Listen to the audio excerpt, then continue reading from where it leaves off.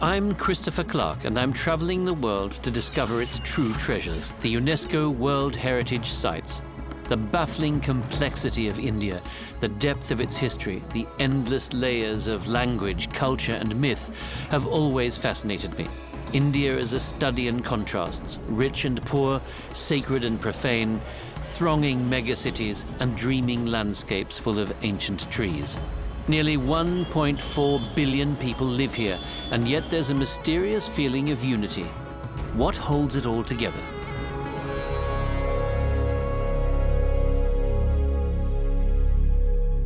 India is a voice that speaks to us, and not just in its hundreds of languages and countless dialects.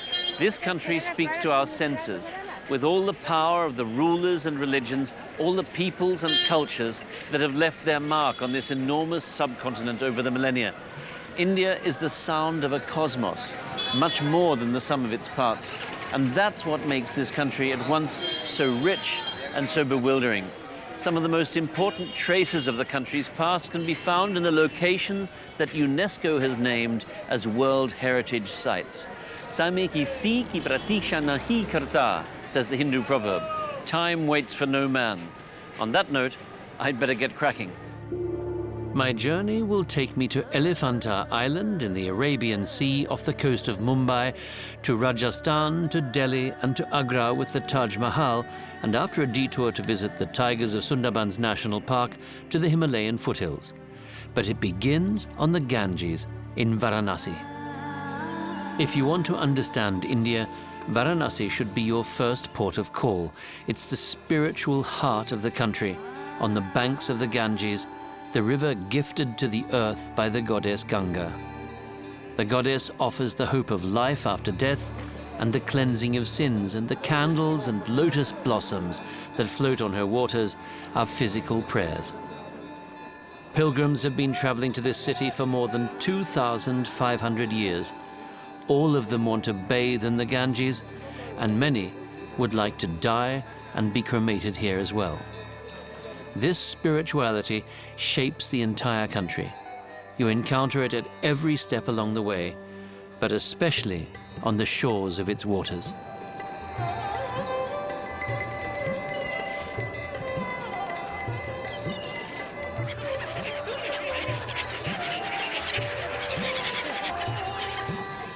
India's rivers are its true temples. They are the arteries of India's sacred geography. They've long been considered holy since many years before the first temple was ever constructed. And for people here, they provide a sense of belonging. That's especially palpable in Varanasi. Here, the Ganges is the equivalent of a cathedral in the Christian world. When you're in it, you are close to the gods.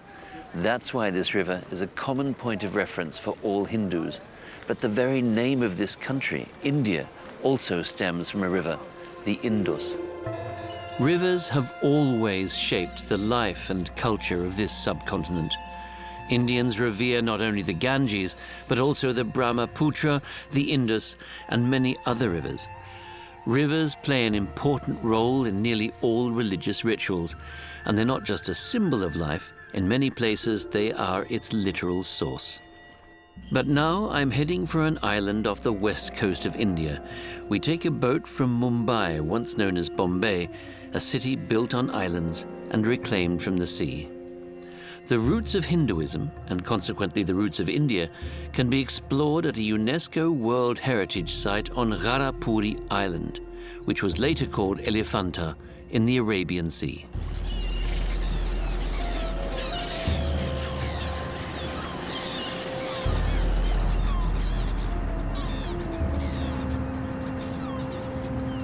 After we've traveled 7 nautical miles, the island slowly emerges from the morning haze. The cut stone sculptures here mainly date back to the era of the Kalachuri dynasty, which ruled here in the 6th and 7th centuries. But Elephanta was always a spiritual place. The small Buddhist stupa mounds on the island date back to 200 BC. Religious processions and sacrificial rituals were part of everyday life here, and to honor Shiva, 6 enormous cave temples were carved from the basalt rocks. The largest of them is 40 meters deep with a ceiling up to 5 meters high. I wonder what awaits me here. The temple was created to honor Shiva, and its architecture and the symbols found here invoke the divine presence of the greatest of all gods. 2 stone guardians watch over the center of the temple.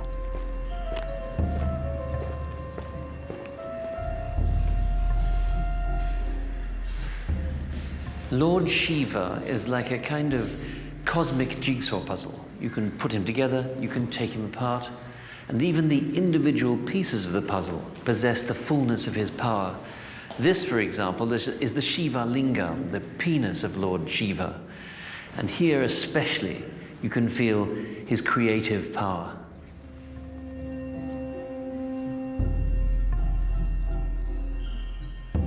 Hindu belief and symbology are finely rendered in the overall planning of the caves. The layout, including the pillar components, is a landmark of rock-cut architecture. The combination of aesthetic beauty and sculptural technique reached an apogee at the Elephanta caves.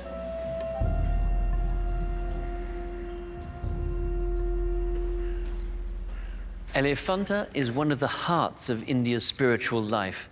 UNESCO named this place a World Heritage Site in recognition of its relationship with the origins of the ancient Hindu religion. And here we meet Lord Shiva, one of the most important divine powers in the Hindu cosmos. Shiva unites all contradictions within himself. But why is he shown here with 3 faces? Because he creates, maintains, and destroys. He embodies the harmony of the world in contradiction. There's nothing monolithic about Hinduism. Its forms are endlessly various, but they always come back to an order of the world and of the people in it that is enclosed within an eternal cycle. Shiva appears here as a being between man and woman, with Nandi, the bull, a gate guardian deity.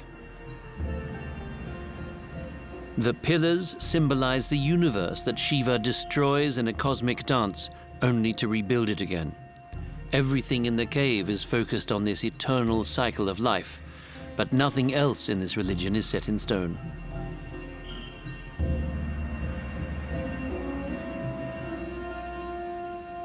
Hinduism has never been centered on a single holy book full of commandments and prohibitions and strict injunctions in the manner of Christianity and Islam.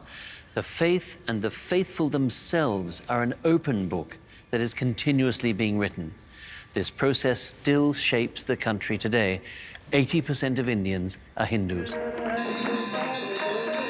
The desire for contact with the divine world continues unabated in India. In fact, it's growing in importance even for younger generations.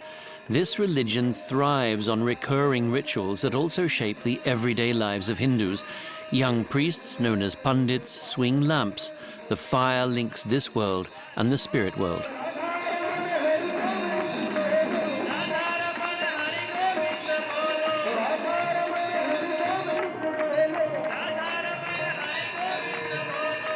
When the faithful come together for ceremonies like the Ganga Aarti, it feels like a fun fair, and it's just as loud as if the revelers want to make sure that the gods up in heaven can hear them. When the writer and the world traveler Mark Twain was in Varanasi, he believed he could sense the roots of all religions here. The city, he wrote, was older than history, older than tradition, older than legend itself. While life on the banks of the Ganges revolves around piety and spirituality, the state of Rajasthan is all about power and beauty. In the 18th century, the Maharaja of Jaipur commissioned the construction of the water palace Taj Mahal just outside the gates of his city on an artificial lake. It was a pleasure palace and a luxurious perch for the duck hunting he enjoyed so much.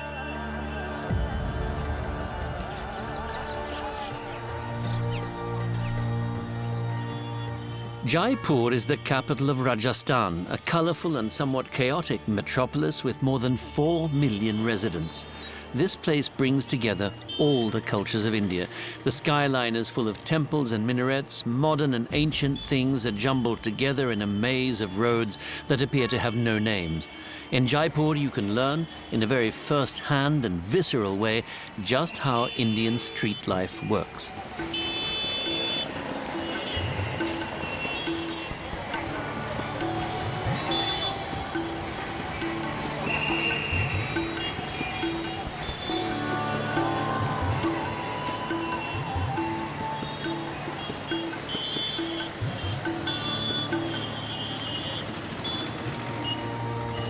The heart of Jaipur is still the Maharaja's palace, built by the same Rajput dynasty that founded this royal state.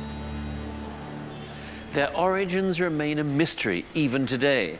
The Rajputs, which roughly translates as sons of kings, lived together in clans that they called brotherhoods. They were exceptionally gifted, proud warriors with an elaborate code of honor, and they saw themselves as descendants of the gods, bearers of a tradition as old as the world itself.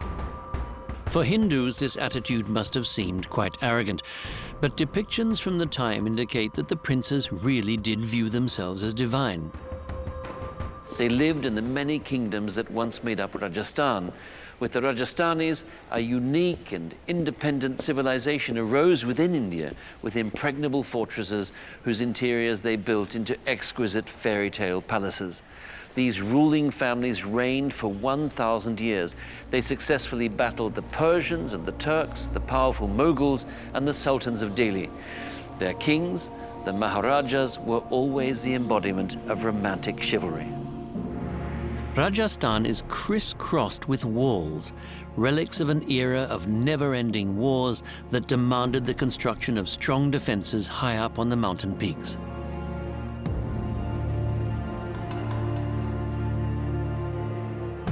They wind their way through this rugged countryside. The long wall around Fort Kumbhalgarh is known as India's Great Wall, a reference to the Chinese fortification system. There were 23 kingdoms in total, each ruled by a Raja.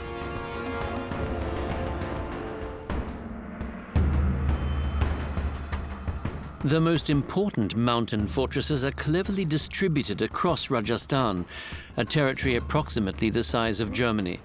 UNESCO named the forts as World Heritage Sites, partly because they demonstrate how the Rajputs protected their knightly culture from external hostilities between the 11th and 18th centuries. Islamic conquerors in particular were becoming a threat. And here you can see how together they form a protective ring, always commanding the highest ground. The Amber Fort, with its massive walls of marble and sandstone, is one of the largest and most beautiful mountain palaces in Rajasthan.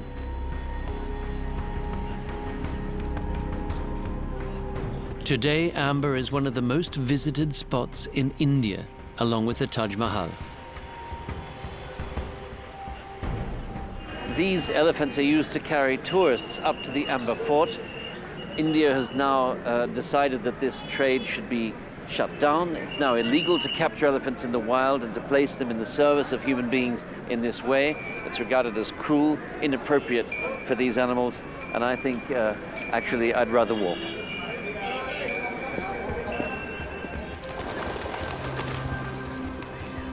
Inside and out, Amber Fort is the perfect symbol of power, an ideal symbiosis between an impregnable fortress and a sumptuous palace. There were audience halls, treasure chambers, pavilions, and elaborate gardens, and safe behind these massive walls, the ruling families lived luxurious lives.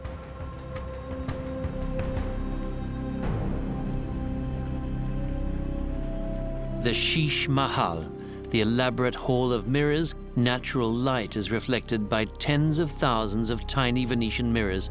At night, the entire hall could be lit with a single candle. This is India's Versailles.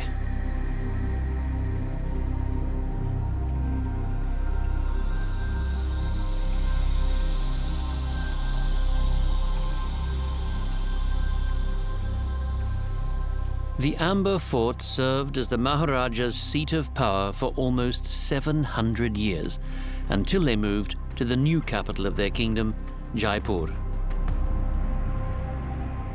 Officially, there haven't been any Maharajas in India for half a century. Even the legendary wealth of these former rulers is largely gone. The Maharajas lost most of the gold and jewels they had once had in abundance, as well as their palaces and estates. But some families still remain extremely wealthy. The current Maharaja of Jaipur ascended the throne at 12. He's 21 today. When he's not playing polo all over the world, he celebrates traditional festivals with the people in the courtyard of the palace. The fire is intended to drive off evil spirits, and everyone is welcome to take some fire home with them on a wooden stick.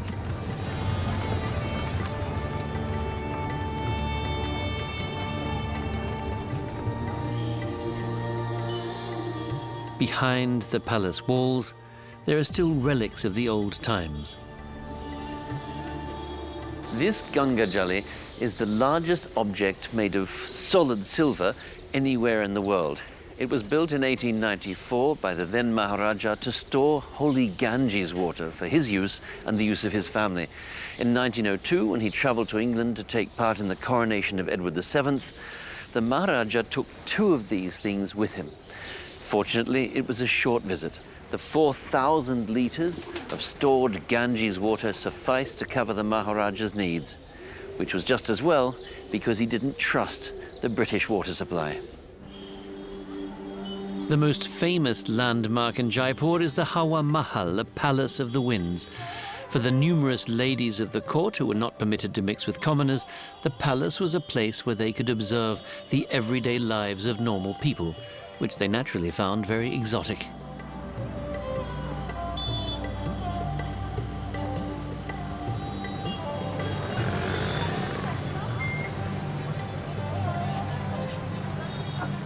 Jaipur was founded by Maharaja Jai Singh II. He ascended the throne in 1699 when he was just 11 years old, and he went on to reign for nearly half a century. He built this city and he named it after himself, Jaipur. The word Jai wasn't just his name, it also means victory. And Jaipur, this city of victory, became a flourishing metropolis. Over time, the warlike Rajputs became the peace-loving inhabitants of a commercial, urban culture. The pink blush that suffuses this cityscape dates back to 1876, when the British Prince, Albert Edward, visited Jaipur. The then Maharaja ordered that every building be painted pink. And even today, the residents of the old city of Jaipur are required to paint their houses pink. If they don't, the city government does it for them and sends them the bill. Jai Singh's true passion was astronomy. It looks like a modern sculpture park, doesn't it? But this Jantar Mantar was built just under 300 years ago.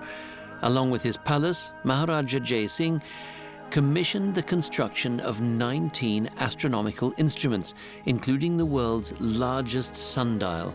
It's 27 meters tall. Jai Singh was not just a popular Maharaja, but also a formidable thinker and inventor. At the age of 13, he developed an irrigation system for the hanging gardens of his fort, and he reached for the stars. He was a passionate astronomer. This enormous observatory was Jai Singh's brainchild.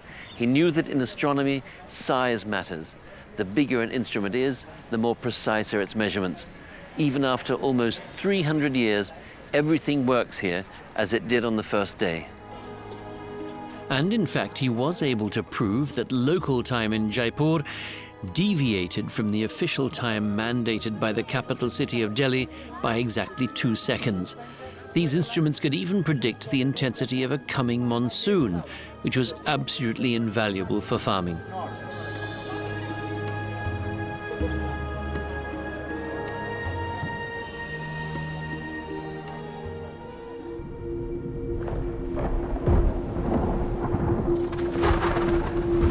When the monsoon rains come to India between June and September, the Ganges alone holds more water than all the rivers in Western Europe combined.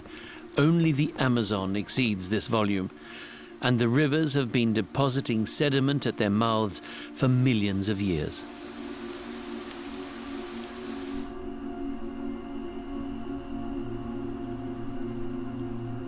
The fertile earth extends kilometers deep at some points.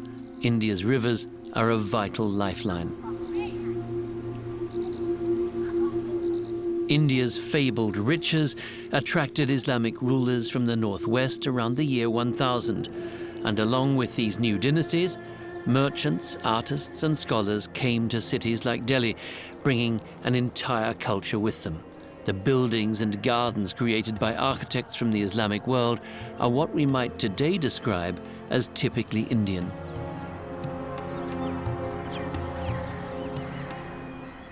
The powerful Mughal Empire, which spanned almost the entire Indian subcontinent and lasted nearly 300 years, has its roots here. The Muslim rulers were known as Moguls or emperors. They originally came as conquerors from Afghanistan and brought their religion, Islam, with them. It became the second most prevalent faith in India after Hinduism. The Moguls had a highly developed courtly culture. The showpieces of their architecture communicate their unique understanding of death, paradise, and universal rule. Symbols of that understanding can be found everywhere in India. A few kilometers south of Delhi, the archaeological area of Qutb contains funerary buildings and 2 mosques, including the oldest in northern India, built of materials reused from some 20 Brahmin temples. Built in the early 13th century, the red sandstone tower of Qutb Minar is one of the highest minarets in the world, 72.5 meters high. This is why UNESCO made it a World Heritage Site.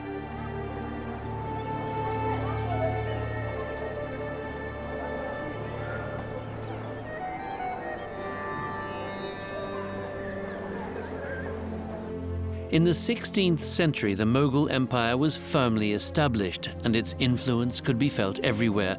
The great Mogul Humayun is symbolic of this development. The face of an entire culture changed. This was not Humayun's palace. Rather, it's his modest tomb in Delhi, the earliest example of Mughal architecture in India. A woman commissioned the construction of this mausoleum.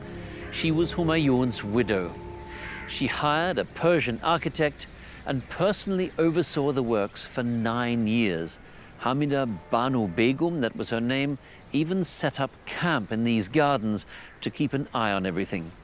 She was the mother of Humayun's son Akbar, the most legendary Mughal of all. When he was off on a conquest or traveling across his extensive empire, he left the business of governing to his highly intelligent mother. It's striking what powerful figures the women of these Islamic dynasties were and how they were revered, and how for a very long time an open and generous form of Islam was practiced here. The people valued religious tolerance, music, literature, and painting. Later on, this tomb served as a model for the Taj Mahal, which was a declaration of love to a woman. The Taj Mahal on the Yamuna River is considered one of the most beautiful examples of Muslim architecture in India.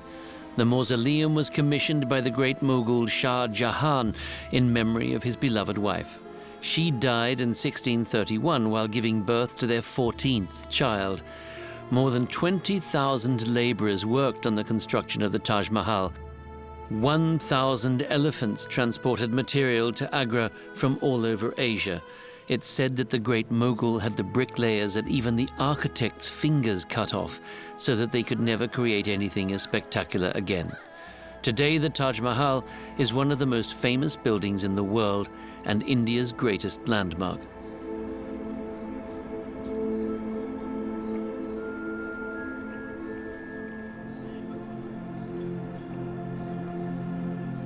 Without the Humayun Mausoleum in Delhi as a model, it never would have been built, says art historian Ratish Nanda. This was a political statement more than anything else. It was the grandeur of this structure on a never-before scale, never before seen in the Islamic world, was a statement that Akbar and the Mughals were making, saying, you know, we are here to stay, and this is who we are. Nothing in this tomb is reminiscent of death. Everything is broken down into geometric shapes, into symmetries, cubes, arches, and ornaments. Time is suspended, it has been transformed into space.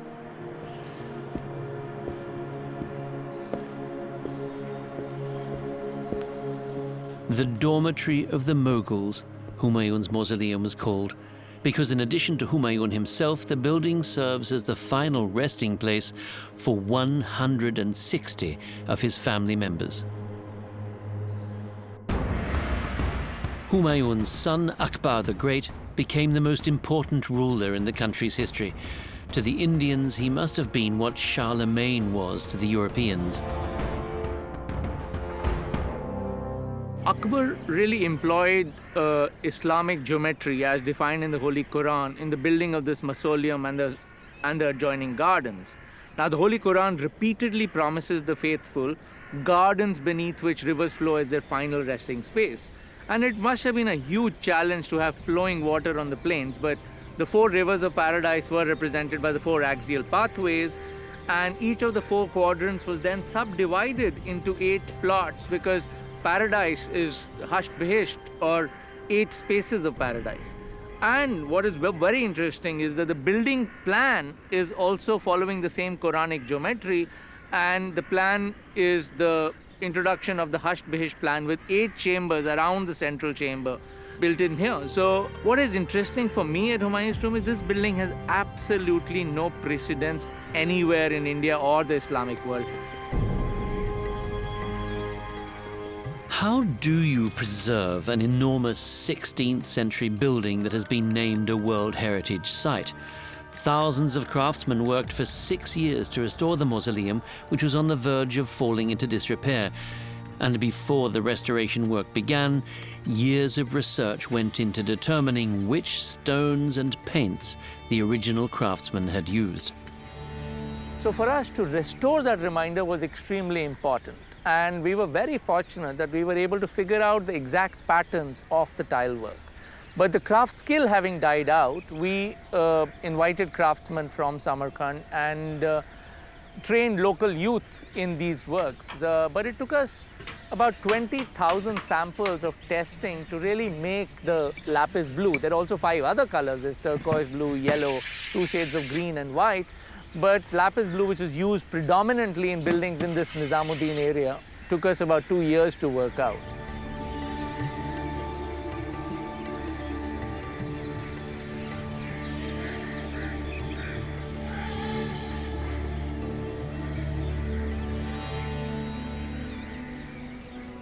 At some point, Akbar the Great relocated his capital.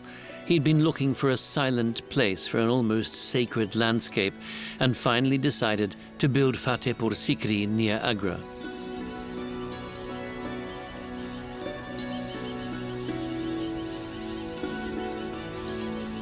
At the time, there were only small villages and farms, a bucolic atmosphere perfect for contemplation, and the right place for Akbar to establish his new capital.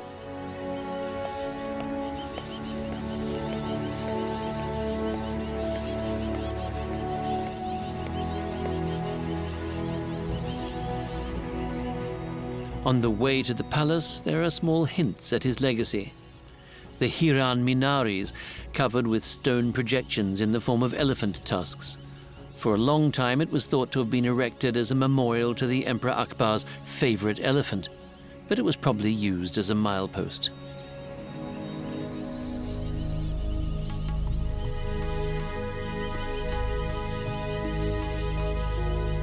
The new city, with Akbar's imposing palace in the middle, became a haven of tolerance.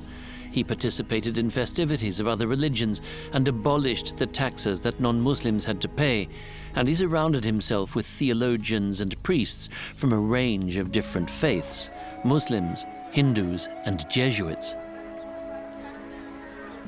He himself married a Rajput princess, a Hindu woman. For a long time, she was unable to conceive a child, and then the Sufi saint Salim Chishti foretold that she would bear the king their long-desired heir to the throne within the year, and she had 13 more children after that. The saint is still worshipped in a temple on the palace grounds of Fatehpur Sikri, mainly by women who hope to have children.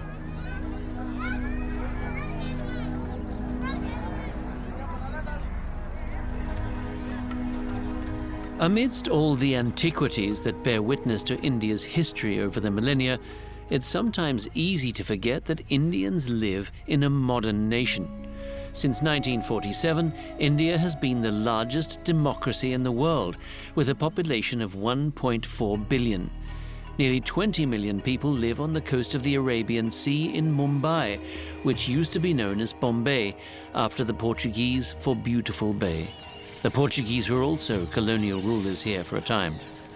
But before the Portuguese arrived, the city was a scattered amalgamation of 7 islands. The natives of the area lived here as fishermen. They formed their own caste by the name of Koli. They helped develop the harbors and the coastlines around Mumbai. The name Mumbai stems from the Mumba Devi temple in Dongri, where the Kolis worshipped their gods.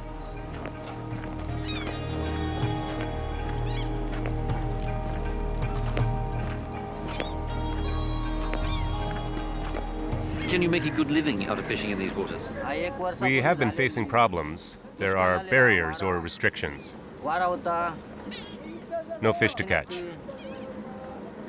Fishing has not been that rewarding anymore. It's not just the fishermen who suffer from the pollution. Today, the city is continuously growing. Everyone wants to come to Mumbai, the golden city, in search of a better life. The influence of the British colonial era is also still highly visible in Mumbai. After all, Queen Victoria was also Empress of India.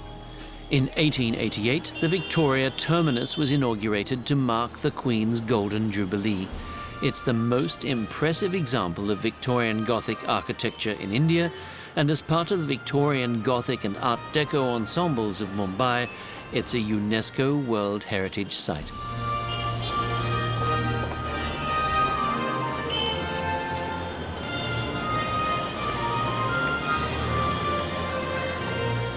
Half the subcontinent was part of British India back then, and the train station was considered its largest and most important building. With its beautiful stained glass windows, the enormous dome at the top, the extravagant stone vaults, this feels like a place of worship. This is railway station as cathedral. That's how British India celebrated itself in the 19th century. But those days are over, and the train station is no longer called Victoria Terminus. Today it is named after Indian national hero Chhatrapati Shivaji, a Hindu leader from the 17th century, a fitting patron because Shivaji was an early campaigner for Indian independence.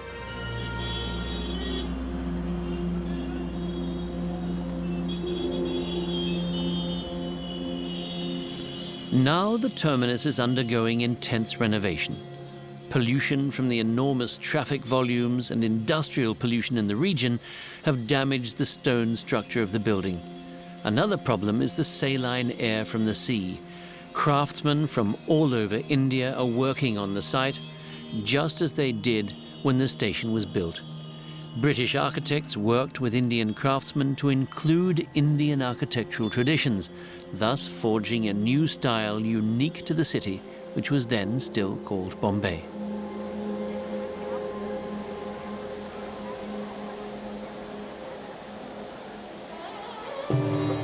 In any case, the train station is still in operation today, and it's a key transport hub in India. More than 1,000 trains pass through here every day, heading in every direction across the subcontinent. 2 million passengers per day, vast numbers of whom are commuters from the suburbs.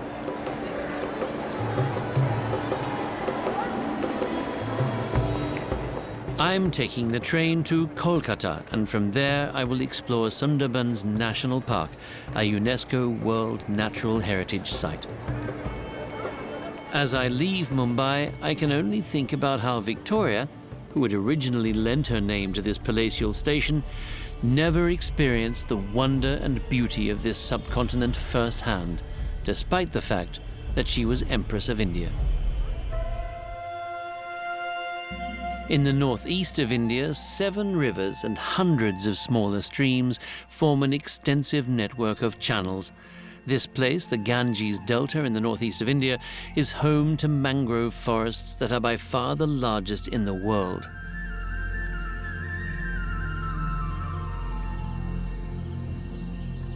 World heritage is about more than just culture. It's also about protecting the world's unique natural treasures. India's most important UNESCO World Natural Heritage Site, the Sundarbans National Park, is located at the point where India's mighty rivers, the Ganges and the Brahmaputra, flow together. Mangroves even thrive in the salt water that mixes with the fresh water of the rivers here. Sundarbans, a Bengali name, means beautiful forest, and it's an ideal refuge for many endangered species of animals. This place is a perfect hunting ground for the spotted owlet. The lesser adjutant specializes in wetlands. There are more than 270 species of birds in the Sundarbans. The Sundarbans covers more than 10,000 square kilometers of territory, and during the floods it is flushed with seawater. It is home to enormous saltwater crocodiles, rare species of heron, and tiny mudskippers. The primeval ghost crab has its sanctuary here, as does the chital deer.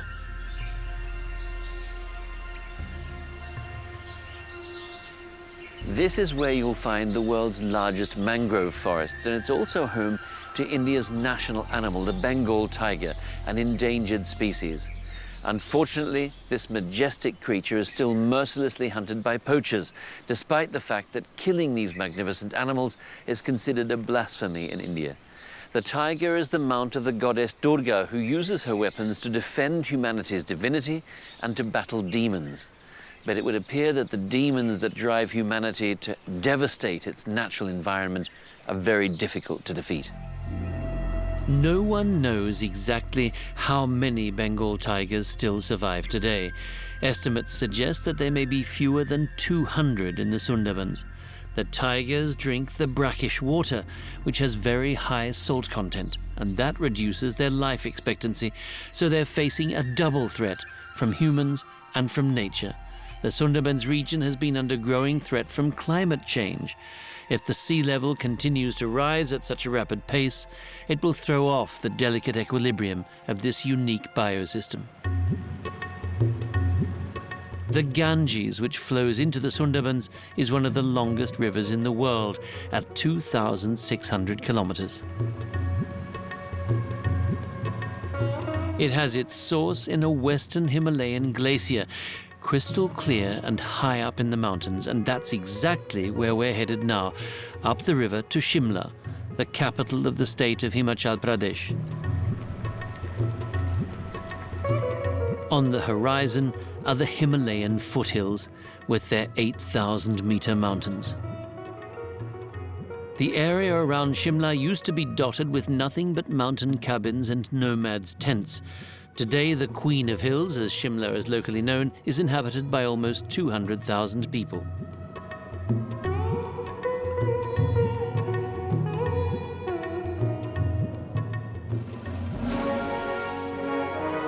In the 19th century, the British came, and the English viceroy had a palace built on a commanding hill in English Renaissance Revival style. Suddenly there was hustle and bustle. Half-timbered houses and a traditional Anglican church were erected in the Himalayas.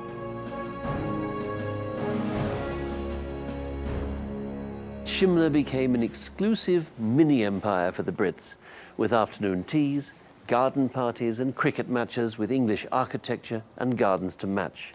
And because the wives of the civil servants and officers were often left to their own devices here for long periods of time, Shimla soon became known as the capital city of adultery.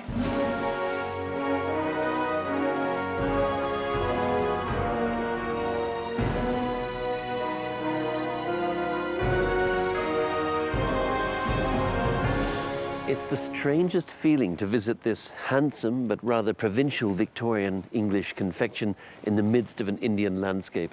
You get the feeling that the British colonial rulers of India wanted to be here and not to be here at the same time. The Indian national leader, Nehru, found an interesting way to put it when he said, the British ultimately failed as colonial rulers because they failed to become Indian. Instead, they left landmarks of their own culture. There is, for example, northern India's second oldest Anglican church, Shimla's Christ Church, overlooking the central square where, at the time, local farmers and craftsmen offered their goods for sale.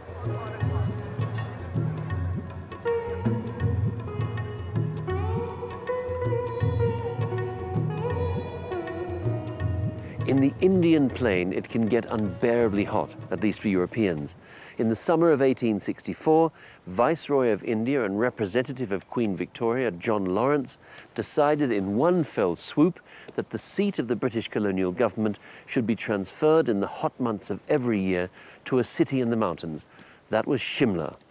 All the important civil servants had to move here to the foothills of the Himalayas. The entire bureaucracy was relocated, lock, stock and barrel, to higher altitudes. An endless caravan of over 20,000 porters dragged the civil servants' possessions across the country in high summer and then back again when the summer was over. To put an end to this drudgery, construction on a train line from the city of Kalka to Shimla began in the late 19th century.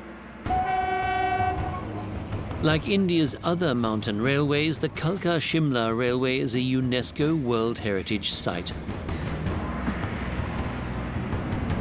On its 100 kilometers of track, it climbs 1,500 meters skyward, which is why the trip takes nearly 6 hours. But the train offers spectacular views of the Himalayan foothills and wooded valleys.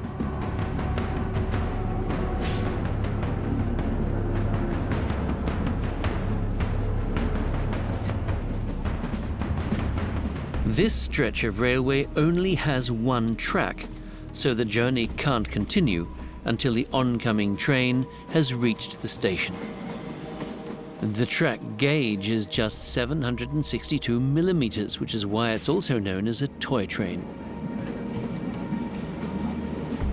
The railways are as much a part of India as the Taj Mahal or the Ganges, and just like the rivers, they are a lifeline for this country, a piece of living history to be experienced firsthand.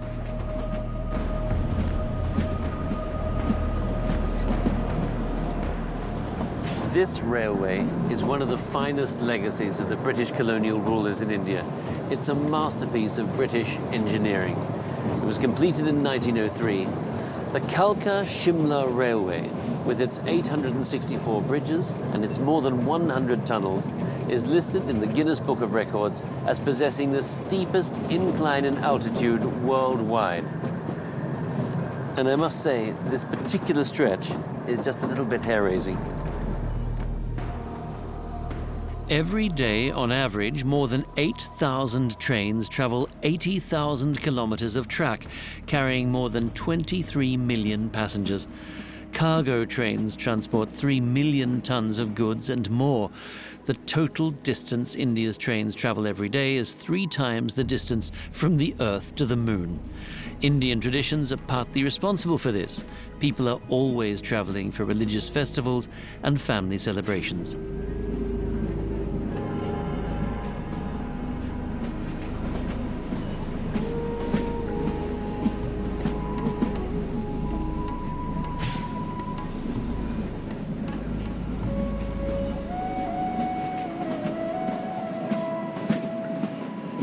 After the trip on the Kalka-Shimla Railway, it's time for some relaxation. And an ancient Indian invention is just the ticket: yoga. The goal of yoga is to exercise control over your body and mind. Maybe yoga really does allow you to overcome physical limitations, to think without thoughts.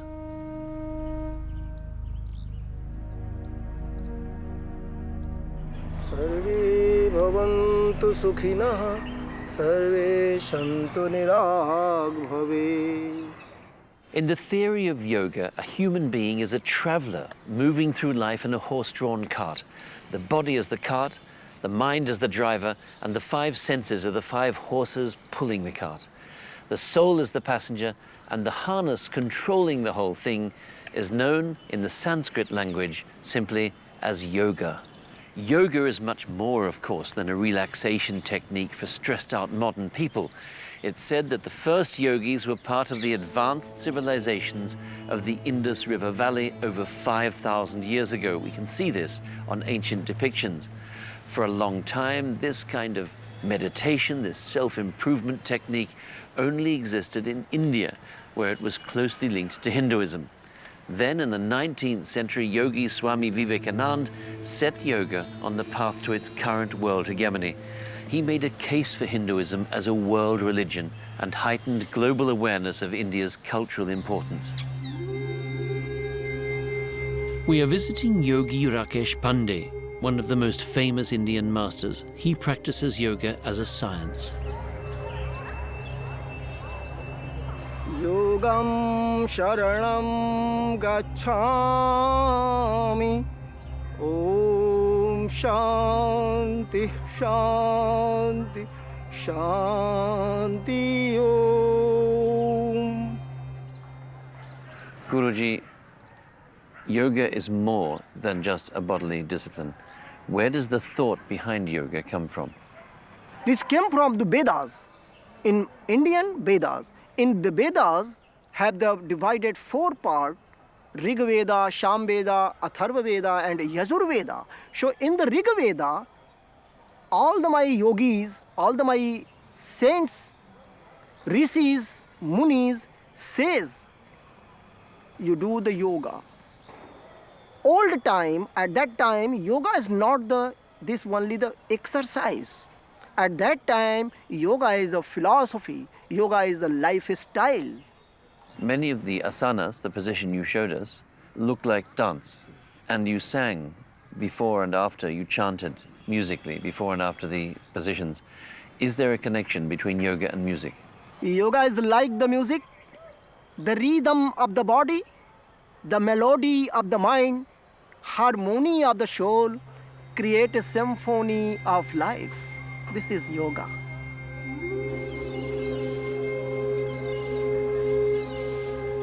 I can think of no other country as enthralling and baffling as India.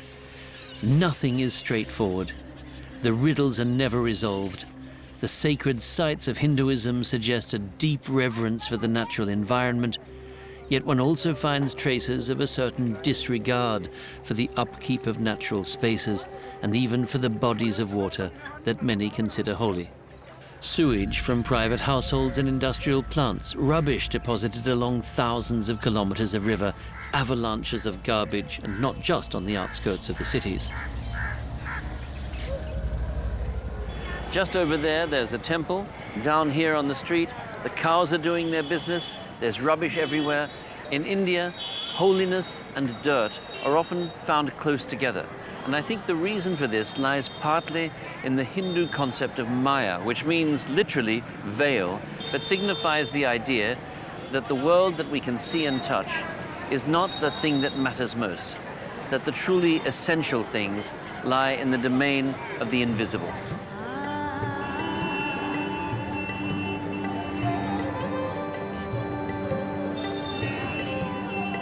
India gives wings to our imagination. It fuels our dreams, but so much that matters is hidden from view. Its history has never moved in straight lines. It's not an easy place to understand, and that's exactly why I'll be back.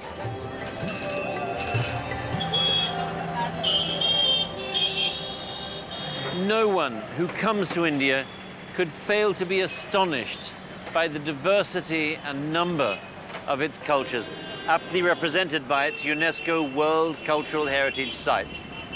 India is not a country, it's a country of countries, a civilization. Buddhism, a world religion, had its origins here, and Hinduism is present almost everywhere now, thanks to the global reach of the Indian diaspora. But unlike Europe, India has never sought to reshape the world in its own image. Instead, the world came to India, and everything that immigrants and conquerors brought to this subcontinent was absorbed and transformed by a society that was open but never servile. The thread of continuity with a deep past was never entirely broken, and the result is a nation unique in the richness of its contrasting colors and layers.